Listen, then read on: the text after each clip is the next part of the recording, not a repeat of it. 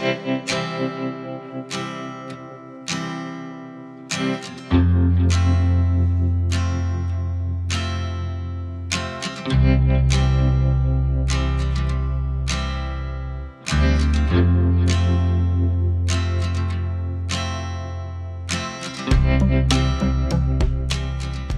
we're packaging some of our honey off to send to the judges of the Great Taste Awards. The first products that we entered were our Welsh wildflower honey and our Welsh softset honey, and they did really well. They both got awarded 2 Great Taste Award stars, which means outstanding against all of the comparisons of that type of product. We can take some of that praise, but it certainly goes down to the quality of the forage and the bees, what the bees do with it. And so, having been bitten by the bug of winning awards, everybody discounts awards until they win them, and then they're very keen on awards. So last year we entered our spring honey, which is another wildflower variant, but at certain times of the year you get different plants. So spring is hawthorn, gorse, dandelion here, and very much like wine and the terroir that you find from wines that make the flavours into the finished product. Spring honey is, in my opinion, very different to our regular wildflower honey. It's almost medicinal in its taste, but in a very pleasant way. Our spring honey and wildflower honey are literally extracted from the comb, filtered minimally and put in a jar. So it's really the work of the bees that's being recognised. But all of those honeys, with the exception of our softset honey, we intervene in the process of that, so we churn it for 10 days. So there's a little bit of recognition about the skill that goes into it. The product this year that we're hoping to get awarded for is our heather blend honey. People who are familiar with honeys will have heard of Welsh heather honey. And Welsh heather honey is often referred to as the champagne of honeys. It's a really sought after product. But the characteristic of this product is that it's not overly sweet, but it has a very strong earthy flavour. And what we do is we blend 2 parts of our Welsh wildflower honey with 1 part of our heather honey. And so you get the floral sweetness, but also the strength in the flavour, and that produces this heather blend honey. It's very popular. We sell a lot of it in gift packs.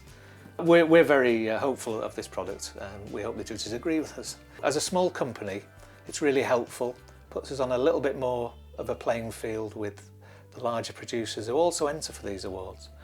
And we think our honey will stand up in comparison with those, and the Great Taste Awards is that levelling of that playing field, if you like, the comparison against what is good within that particular category. On a personal note, the recognition is fantastic for us as a small business, because it isn't just UK honey. There is honey from abroad that's entered these competitions. Manuka honey, Sidir honey, those are big brands in themselves. They are brand names. Yeah, we're very, very pleased that we've got recognition. So they need to be well packed. We use as much sort of compostable, recyclable packaging as we can.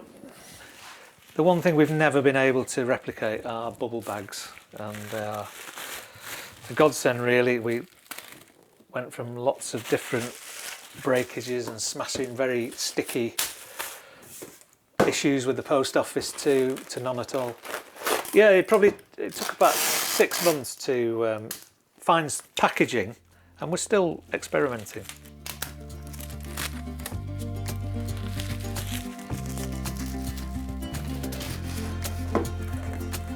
Just makes the tube a little bit better. Yeah, that's all we have to do for now, and the next time this will be opened, it'll be with the judges, and the rest is up to them. We produce 5 different honeys currently, and the one thing that sort of runs through all of them is we do a minimal filtering. So we keep the honey round about the 34-35 degrees C mark, which is the temperature that it is in the hive. We don't heat it up above that.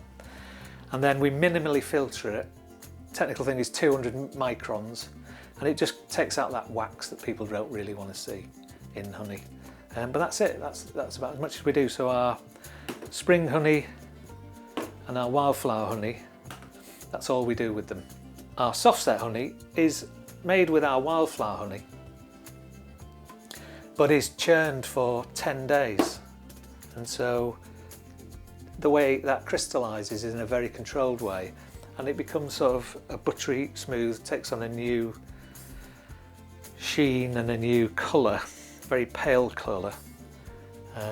But again, we've not really done anything other than control the way in which it crystallises. Our bees are all the same in terms of genetics, but they all collect in, at different parts of the season, different types of nectar, depending on where they are. So we have to take hives specifically to collect heather honey. They're a bit higher up, but the others will collect honey from whatever's available. So these three at the front, the spring, the wildflower and the soft set, are all basically an amalgamation of everything that happens here from March through to end of August when we harvest that honey. So some years it's got more dandelion in, some years it's got more hawthorn in, and that's the characteristic, but it's a multi-layered thing rather than one element such as the heather honey. The reason we can create this many different honeys from here is the landscape we're in. There's natural heather not half a mile up the road from us. Welsh wildflower honey, it relies on forage within hedgerows and fields, not the larger scale agriculture, which is, I worked out, about 32 miles is the nearest field of agriculture from this particular site. Although it's a very hard life for a bee, they have to work really hard, the rewards are there and they bring them back, but it's a very multi-layered honey that they bring back. And Welsh wildflower honey and Welsh heather honey are being recognised more and more by the food industry, by people who just want a different artisan small batch ingredient, that these are up there with the rest of the world really. It is nice to be in a place like this with all this variation, because when you get monocultures where there are big fields of oilseed rape or things like that, beans, that's all the bees have to forage on. And there's nothing wrong in that, but it produces a very formulaic honey. The way the landscape that we're in here means that there are a multitude of plants that all the nectars and the pollens all make their way in. And it then is down to the skill sometimes or husbandry of us, the way we keep our bees, to change honey boxes at particular times, to take them to heather at a particular time. July, it really needs a wet July and a dry August. That's why it's very weather dependent, especially here in Wales. Every product is hard won, both by the bees and by the beekeeper as well. So the strains of bees we use, we like them to not be huddled up indoors on a wet, windy day. They need to be out foraging, and they do want to forage and bring things back. And it all goes into the honey that they produce. This is off to the Guild of Fine Foods, which are the people who maintain the Great Taste Awards. Next time we'll hear about this will be at the end of July when those emails come out. Hey,